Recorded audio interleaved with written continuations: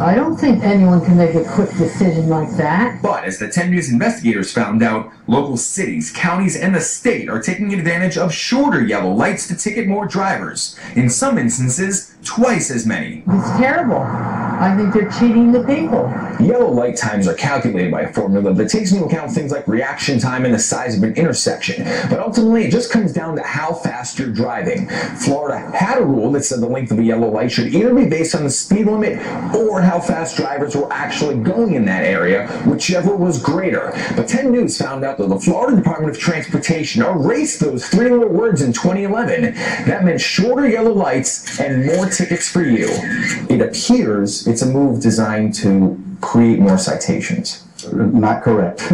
Not correct. FDOT's traffic operations engineer Mark Wilson says his agency would have no motivation to try and trap motorists. But the state of Florida nets $83 on every $158 citation.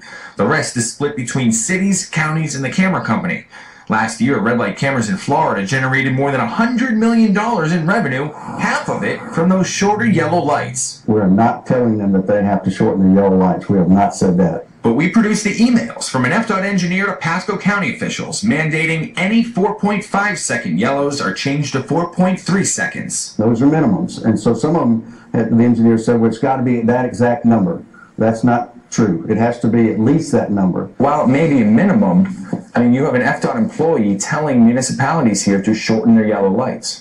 And he did that based on his understanding at the time. Red light cameras are a for-profit business between cities and camera companies, and sometimes the state, as in Florida. James Walker's with the nonprofit National Motorists Association. He says Florida is issuing thousands of tickets a day to people who simply roll through right turns or just run out of time going straight. I think it's totally about money. I think it's immoral. You're basically punishing safe drivers with deliberately improper engineering.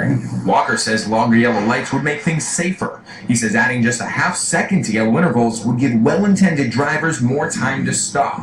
Local cities in the state are also ignoring federal guidelines that suggest adding an extra half second above the minimum whenever a lot of trucks or elderly drivers are present. US 19 has lots of both. And we found other red light camera intersections with problems too. In Tampa, the yellow lights at Hillsborough in Nebraska and 50th at Adamo both change faster than the state allows. In Valrico, Hillsborough County improperly shortened the yellows on Bell Shoals Road. And both St. Pete and Oldsmar learned that they were issuing citations for $158 a pop at intersections where the yellow intervals were too short. They've since fixed the timings, but victims of the short yellows were never notified and never refunded their money. When Oldsmar lengthened the yellow light at Tampa Road and State Street, tickets plummeted by 90%. I don't think our citizens should be penalized for yellow lights that have been artificially reduced. State Senator Jeff Brain just tweaked a few red light camera regulations in the closing moments of this year's session, but he couldn't change the length of yellow lights. Why? You can thank red light camera company American Traffic Solutions. 10 News found they've donated more than $500,000 to political campaigns in Florida alone and upwards of $1 million lobbying. Of course, American Traffic Solutions and their paid lobbyists can't do it alone. They got help this year from State Senator Jeff Clements, a Lake Worth Democrat who had long supported and benefited from ATS. What do you tell to the people who say campaign contributions get a legislator's ear? Yeah, I think that there's some truth to that, but I will also tell you that I supported red light traffic cameras when I was the mayor of a city.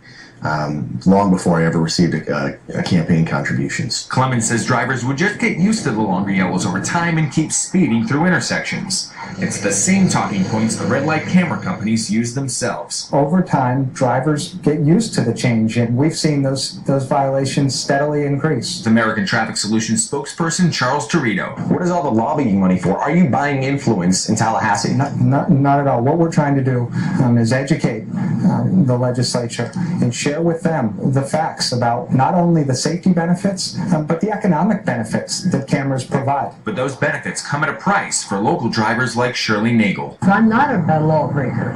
I try not to be. FDOT reminds us that they don't issue red light camera citations. Each one is confirmed by a police officer in each individual community. FDOT also says they're now considering raising the yellow light minimums by 1/3 of a second across the state. It would allow drivers, especially Florida's aging population, more time to react. So